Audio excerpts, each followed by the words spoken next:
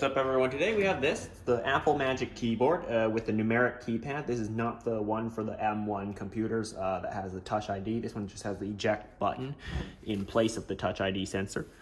This is intended to be used with an Intel-based Mac. I don't have an M1 yet.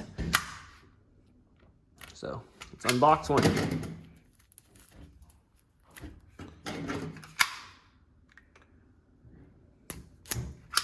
Still use the old design without a pull tab. Yeah, there it is. Magic keyboard, numeric keypad.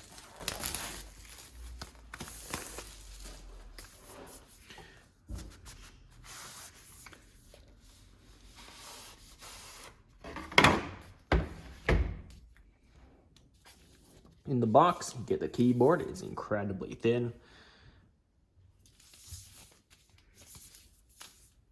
On top, there's the power switch, charging port, and what looks to be an antenna.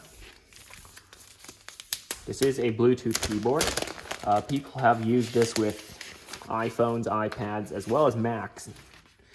So it's not all for Mac, although I am going to be using this with a Mac. In the box, you also get a charging cable, USB-A to Lightning. I believe it's 1 meter, or like 3-point-something feet, 3.3 feet. And you also get some instructions, although I don't think they included Apple stickers. They usually don't do that with their accessories. Anyway, here it is. It's in all white. Although it does not really pair well with the Mac I am setting up with, which is space gray. Although for some reason, modern custom keyboards are going towards this